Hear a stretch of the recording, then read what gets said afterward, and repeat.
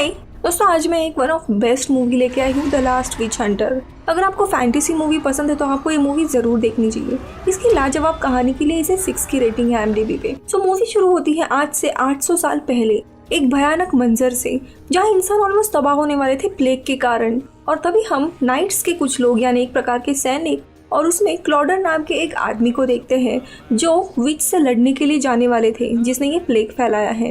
ये सब लोग विच क्वीन के डरावने गुफा में पहुंचते हैं और एक एक करके वो विच इन सारे लोगों पे हमला करती है और सब लोग मारे जाते हैं सिवाय क्लॉडर के, जो विच क्वीन को देखते ही उसके पीछे पड़ जाता है। विच क्वीन उसे बताती है कि कैसे इंसान चूहों से कम नहीं है, खुद को वो मल्टीप्लाई कर रहे हैं और विचेस की दुनिया में प्रवेश करके उन्हें ही मार डाल रहे हैं। इसीलिए उसने प्लेग के जरिए इंसानों को तबाह करना चाहा। क्लॉडर के पास एक अद्भुत तलवार रहती है। अब देखते ही देखते क्लॉडर भी मरने ही वाला था, लेकिन उसकी तलवार उसके हाथ में आती है और इस जादुई तलवार की मदद से वो पूरी गुफा को आग लगा देता है और आखिरी में वो क्वीन को भी पकड़ के उसके आर पार तलवार घुसा देता है। लेकिन मरने से पहले विच क्वीन क्लॉडर को एक श्राप देती है कि तुम हमेशा के लिए जिंदा रहोगे, और क्वीन जल के उधर ही राख हो जाती है। क्लॉडर की पत्नी हेलेन एंड बच्ची एलिजाबेथ इसी प्लेग में मारे गए थे। अब ये किस्सा इधर ही खत्म होता है और हम आते हैं आज के समय में। 800 सालों के बाद भी क्लॉडर जिंदा था। वो प्लेन से न्यूयॉर्क जा रहा था। प्लेन के आसपास का वेदर अचानक से खराब होने लगता है। तभी क्लॉडर को एहसास होता है कि ये वेदर किसी मैजिक के कारण ऐसा हुआ है। इसीलिए वो प्लेन में विच को ढूंढने लगता है। उसे एक टीनेजर विच वहाँ मिलती है जिसके पास एंशिएंट रून्स थे, यानी एक जादुई पत्थर। उन्हें साथ रखने के कारण ही बाहर तूफान आया था। इसीलिए क्लॉडर उन पत्थरों की शक्तियाँ निकाल देता है और अपने पास रख लेता है। वैसे ही आसपास का माहौल भी शांत हो जाता है। अब ये विच नादान थी, उसे पता ही नहीं था ये पत्थर क्या करते हैं। इसीलिए क्लॉडर ना तो उसे अरेस्ट करता है ना ही मारता है। यहाँ पे बैकग्राउंड बताया जाता है कि आज की दुनिया में एक्स एंड क्रॉस नाम की एक ऑर्गेनाइजेशन फॉर्म हुई थी जो विचेस और इंसानों को शांति से एक साथ रहने का प्रस्ताव देती है ताकि वापस वॉर ना हो। विचेस फ्रीली इंसानों के बीच में रह सकते हैं, लेकिन इंसानों पे मैजिक करना अलाउड नहीं था। अब इस ऑर्गेनाइजेशन में प्रीस्ट थे और उनके ऊपर विच काउंसिल था।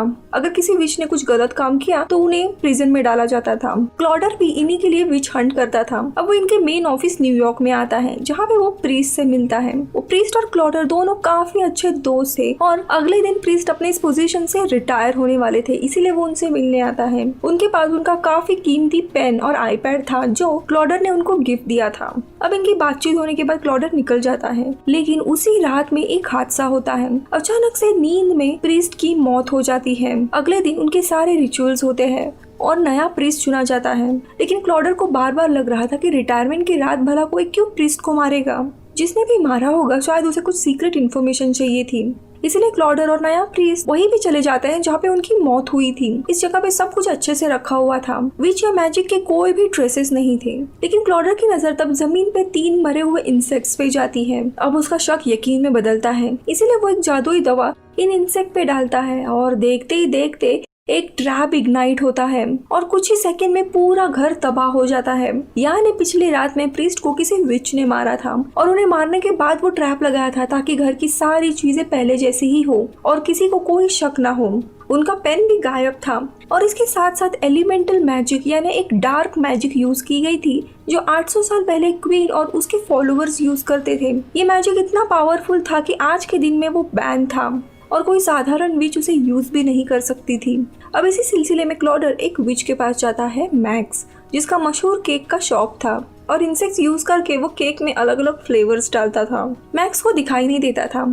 अब क्लॉडर उसे एलिमेंटल मैजिक दिखा के उसके बारे में पूछता है। पहले तो वो बताने से इनकार करता है, लेकिन जब उसे धमकी देते हैं अरेस्ट की, तब वो अपना मुंह खोलता है और एलिक नाम के विच के बारे में उसे बताता है कि उसी ने शायद ये मैजिक यूज की होगी। अब आगे का सफर बहुत ही खतरनाक था, इसीलिए क्लॉडर अकेले ही एलिक के तलाश में निकल पड़ता है। वो बताई गई एक एड्रेस पे पहुंचता है और तभी वहाँ पे हम एक छोटे लड़की को देखते हैं जिसे कैंडीज का एक पेड़ मिलता है और वो वही कैंडी तोड़ने लगता है, लेकिन ये कैंडीज नहीं थी, ये मैजिक था। सही वक्त पे क्लॉडर वहाँ आके उस बच्चे को कैंडी खाने से रोकता है। उसी खंडर के बिल्डिंग में एलिक छुपा हुआ था। जब क्लॉडर वहाँ पे पहुँचता है तब एक छोटी बच्ची का रूप लेके वो उस पे हमला करता है, लेकिन क्लॉडर काफी शातिर था। वो उसे मार के बेहोश कराता है और वहीं पे उसे प्रीस्ट का पेन भी मिलता है। उसे बेहोश करके वो विच काउंसिल में पेश करता है। अब तो यहाँ पे क्लॉडर को लग रहा था कि इसके और भी साथी होंगे जो 800 साल पहले की डार्क मैजिक यूज कर रहे हैं किसी भयानक कारण के लिए, इसीलिए इनकी इन्वेस्टिगेशन होनी चाहिए। लेकिन विच काउंसिल नहीं मानती और उसे जेल में डालने की सजा देती है। तभी उसे पेन से एक अजीब सी मक्खी बाहर आती है और अचानक से क्लॉडर को कुछ याद आता है। वो सीधा प्रीस्ट के शव के यहाँ पे जाता है और उसे पता लगता है प्रीस्ट मरे नहीं है, इनफैक्ट उन्हें किसी ने कर्स किया है सेम ब्लैक प्लेग से जो विच ने 800 साल पहले लोगों पे डाला था। क्लॉडर एक बात तो समझता है कि जो भी ये विच है उसे प्रीस्ट से कोई इन्फॉर्मेशन चाहिए थी और उसे इंट्रोगेशन करना था और इसीलिए उन्होंने प्रीस्ट को जिंदा रखा है, उसी वक्त मार नहीं डाला। अब प्रीस्ट को बचाने के लिए सिर्फ 2 दिन थे। अब अगर ये कर्स तोड़ना है तो उसे विच को मारना होगा जिसने ये कर्स प्रीस्ट को दिया था। तभी क्लॉडर की नजर प्रीस्ट के हाथ पे जाती है, उन्हें एक छोटी सी जख्म थी। क्लॉडर समझ जाता है कि अपने आखिरी पलों में प्रीस्ट कुछ क्लू छोड़ने की कोशिश कर रहे थे क्लॉडर के लिए। तभी प्रीस्ट की जो बुक रहती है फेवरेट, उसे वो निकालते हैं जिसपे उन्होंने अपने खून से 3 शब्दों पे निशान किए थे। वो वर्ड्स थे रिमेम्बर योर डेथ, यानी जिस रात विच क्वीन मर गई थी उसी रात दरअसल क्लॉडर भी बुरी हालत में जख्मी था, अधमरे हालत में था। लेकिन वो वापस जिंदा कैसे हुआ ये बात वो पूरी तरीके से भूल गया था और वही चीज उसे याद करनी थी। अब इसके लिए उसे मेमोरी स्पेल की जरूरत थी और इसी सिलसिले में वो विच बार में चला जाता है। ये बार क्लोई नाम के एक विच का था और उसके पास ऐसे काफी सारे पोशन थे और उसके पास मेमोरी स्पेल भी था। लेकिन विच हंटर जैसे ही आता है पूरा क्लब खाली होता है, इसीलिए क्लोई उसे पोशन देने से पहले तो मना कर दी है, लेकिन बाद में हाई अमाउंट के लिए वो अग्री हो जाती है और उसे एक मेमोरी पोशन बना के देती है। और देखते ही देखते क्लॉडर अपने मेमोरी के थ्रू 800 साल पीछे चला जाता है जहाँ पे उसने पहली बार विच क्वीन को मारा था। लेकिन तभी वहाँ पे उसे बिलाइल नाम का एक आदमी दिखाई देता है जो सपने में ही क्लॉडर को मारने लगता है। कैसे तैसे क्लॉडर होश में आता है और बिलाइल उसे एक दूसरे ट्रांस मोड में ट्रैप कर देता है और देखते ही देखते वापस वो मेमोरी स्पेल यूज ना करे, इसीलिए ये पूरा पब वो जला देता है। तभी क्लोई जो एक जगह पे छुपी हुई थी एक स्पेल की मदद से क्लॉडर को बचाती है। क्लॉडर को होश आने के बाद वो बिलाई को मारने के लिए जाता है, लेकिन अचानक से वो गायब हो जाता है। क्लॉडर के हाथ में उसके कपड़ों का एक हिस्सा आता है जिसमें लाल मिट्टी लगी हुई थी। अब क्लोई का सब कुछ तबाह हुआ था, इसलिए गुस्से में क्लोई अपने घर चली जाती है। लेकिन रात में अचानक से बिलाई उस पर वापस हमला करता है और उसे एक खतरनाक डार्कनेस के वर्ल्ड में फेंक देता है।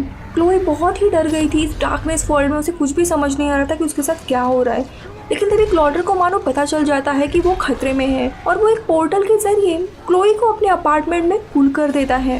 इसी डर से क्लोई सुबह सुबह उठती है और वहाँ से क्लॉडर को सुना के निकल जाती है। लेकिन क्लॉडर उसे रिक्वेस्ट करता है कि उसकी जान अभी भी खतरे में है, अगर वो उसे मेमोरी स्पेल बनाने में मदद करे तो वो उसे प्रोटेक्ट करेगा। अब क्लोई राजी होती है और वो मेमोरी स्पेल बनाने के लिए अपनी दोस्त मिरांडा को फोन लगाती है। मिरांडा के वेयरहाउस में काफी सारे पौधे थे जो मेमोरी स्पेल के लिए यूज होते हैं। ये लोग जब उसके वेयरहाउस में पहुंचते हैं तब बिलाई ने ऑलरेडी मिरांडा को मार दिया था और उसके वेयरहाउस के सारे पौधे भी तबाह कर दिए थे ताकि ये लोग मेमोरी स्पेल ना बना सके। अब क्लोई बहुत ही गुस्सा हो जाती है, उसे बस बिलाई को कैसे भी मारना था। अब मेमोरी स्पेल बनाने के लिए एक दूसरा इंग्रेडिएंट ढूंढने के लिए वे लोग दैनिक नाम के एक दूसरे विच के पास आते हैं जो कि क्लॉडर की काफी अच्छी दोस्त थी। लेकिन क्लॉडर ने उसके ही एक विच दोस्त को जेल में डाला था और उसी का बदला लेने के लिए वो क्लॉडर को देखते ही देखते एक सपने की दुनिया में ट्रैप कर देती है उसकी पत्नी और बेटी के साथ। काफी देर तक वो उसी ट्रांसपोर्ट में था और वो अपने लोगों को ऑर्डर्स देती कि इसका शरीर खाई से नीचे डाल दो। लेकिन तभी क्लोई की मेन पावर रिवील होती है। दरअसल क्लोई ड्रीम वॉकर थी, यानी वो किसी के भी सपने या मेमोरी में इजीली जा सकती थी। वो क्लॉडर के उसी सपने में चली जाती है जहाँ पे वो ट्रैप था और उसे इस ट्रांस मोड से बाहर निकालती है। क्लॉडर होश में आने के बाद उस विच की सारी पावर ले लेता है। अब दोस्तों यहाँ पे रिवील हुआ था कि क्लोई एक ड्रीम वॉकर है, वो किसी के भी सपने या यादों में इजीली जा सकती थी बिना किसी स्पेल या पोशन के। अब ये बात क्लॉडर को जब पता लगती है तब वो उसे काफी रिक्वेस्ट करता है कि उस दिन वो वापस जन्म उसने कैसे लिया ये उसे बताए और क्लोई भी काफी आर्गुमेंट के बाद मान जाती है उसकी मदद करने के लिए। अब क्लोई और क्लॉडर दोनों भी उसके उस सपने में चले जाते हैं उसी वक्त में जब क्लॉडर ने क्वीन को मार डाला था 800 साल पहले। यहाँ पे हम देखते हैं क्वीन के शरीर जैसा ही क्लॉडर का भी शरीर राख बन गया था, लेकिन इसके बावजूद वो जिंदा था। उसके नाइट्स के लोग वहाँ पे आते हैं और उसको बचाते हैं। उन्हें वहीं पे विच क्वीन का हार्ट भी मिलता है जो अभी भी जिंदा था। अब उसे जब तबाह करने के लिए जाते हैं वैसे ही क्लॉडर दर्द के मारे चीखने लगता है। यानी उस क्वीन के श्राप के कारण वो क्वीन के हार्ट से कनेक्ट हुआ था।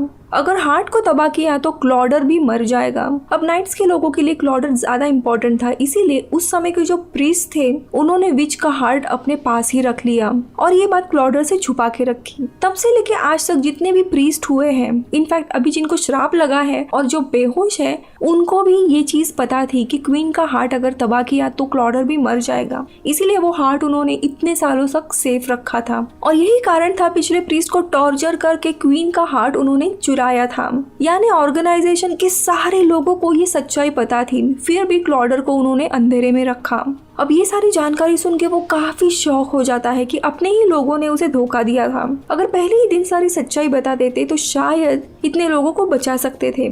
उसे एक और बात रियलाइज होती है, एलिक, बिलाल और मैक्स ये तीनों भी क्वीन के फॉलोअर्स हैं और वो क्वीन को रिबॉर्न करना चाहते हैं।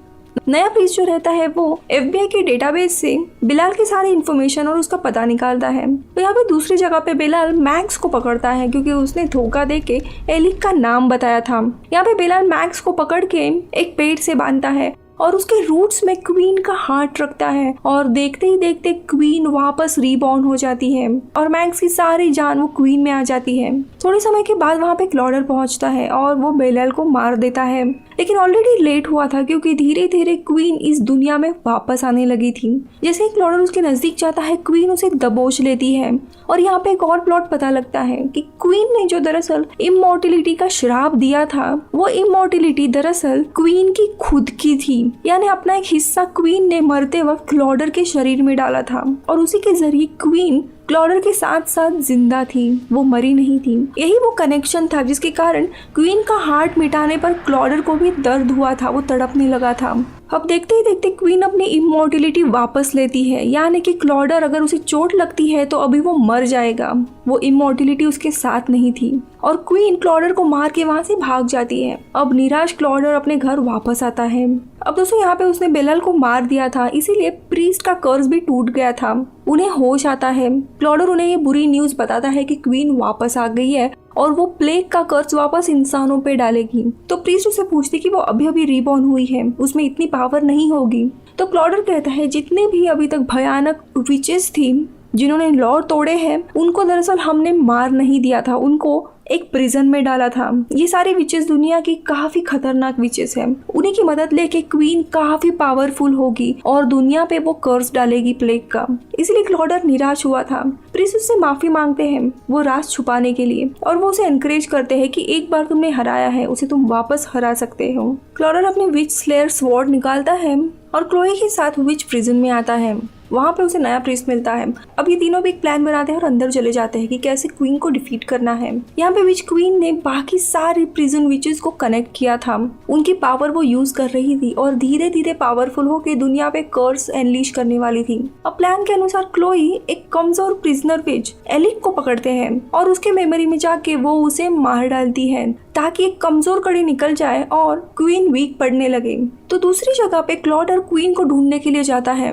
उसे प्रिजन में एक जगह पे लाइट दिखाई देती है। उस लाइट की तरफ जाने पर वो एक अलग ही दुनिया में पहुंच जाता है जहाँ पे क्वीन बाकी विचेस से कनेक्ट करके प्लेग अनलीश करने की तैयारी कर रही थी, जहाँ पे उसका सामना क्वीन से होता है। दोनों की बहुत ही लड़ाई होती है। देखते ही देखते वो क्वीन को वापस प्रिजन में उस गुफा में लेके आता है और अपने पावरफुल स्वॉर्ड को इग्नाइट करता है जिससे क्वीन तड़पने लगती है, वो कमजोर होती है और आखिरी में क्लॉडर मारने ही वाला होता है। लेकिन तभी वहाँ पे प्रीस्ट आता है क्लोई को बंदी बना के और यहाँ पे रिवील होता है नया प्रीस्ट दरअसल एक विच का बेटा है। वो बिना मैजिकल पावर के पैदा हुआ था, उसे पावर मैजिक चाहिए थे, इसीलिए वो क्वीन के साइड पे होता है। अब क्वीन को पता चल जाता है क्लोई एक पावरफुल ड्रीम वॉकर है और उसकी मदद से वो बाकी सारे विचेस को दुनिया भर में कंट्रोल करती है। उनकी पावर यूज करके प्लेग पूरी दुनिया में फैलाने लगती है। यहाँ पे प्रीस्ट क्वीन के सामने झुकता है और उससे पावर की मांग करता है, लेकिन क्वीन उसे कहती है कि तुम बिना पावर्स के पैदा हुए हो, यानी तुम इंसान हो, कोई भी मिट्टी सोने में बदल नहीं सकती और वो उसे मार डालती है। यहाँ पे क्लॉडर एक सपने में कैद होता है। उस सपने में उसकी पत्नी एंड छोटी बेटी आती है और उसे होश में आने के लिए कहती है। उनको आखिरी का गुड बाय कह के अचानक से उसे होश आता है। क्लॉडर के पास एंशिएंट रून्स थे जो वेदर कंट्रोल करते थे। वो उनकी मदद से उस प्रिजन में एक तूफान तैयार करता है। अब लाइटनिंग के कारण स्वॉर्ड में वापस आग लगती है। क्वीन उसे अभी भी मैनिपुलेट कर रही थी और देखते ही देखते वो क्वीन को तलवार फेंक के मारता है और धीरे धीरे क्वीन राख में बदल जाती है। लेकिन क्लॉडर को पता चल गया था कि जब तक क्वीन के हार्ट को नहीं मारते वो नहीं मरेगी, लेकिन उसके साथ उसकी जिंदगी भी जुड़ी हुई थी। वो क्वीन के हार्ट को मारने ही जाता है, लेकिन तभी क्लोई आके उसे रोकती है। वो कहती है कि मैंने क्वीन से भी ज्यादा भयानक चीजें डार्कनेस वर्ल्ड में देखी है जो बस तुम्हारे मरने का ही इंतजार कर रहे हैं। अगर तुम चले गए तो इससे भी खतरनाक चीज इस दुनिया में आएगी, इसीलिए प्लीज खुद की जान मत लो। मैं तुम्हारे साथ रहूंगी, तुम्हारे साथ लड़ूंगी। क्लॉडर भी मान जाता है। आखिरी में हम देखते हैं क्वीन का हार्ट वो अपने पास रखता है। विच काउंसिल के साथ काम करना वो बंद करता है उस झूठ के कारण और क्लोई के साथ अपने अगले मिशन में निकल पड़ता है। अगर आप यहाँ तक रुके हो तो प्लीज़ एक वीडियो को लाइक भी कर दीजिए और मुझे कमेंट्स करके बताइए कि ये मूवी कैसी थी और क्या मैं ऐसी ही और जादुई मूवी लेके आऊँ। अगर हाँ तो आपकी कोई फेवरेट होगी तो कमेंट्स में बताओ। चलो बाय बाय, मैं मिलती हूँ अगले वीडियो में।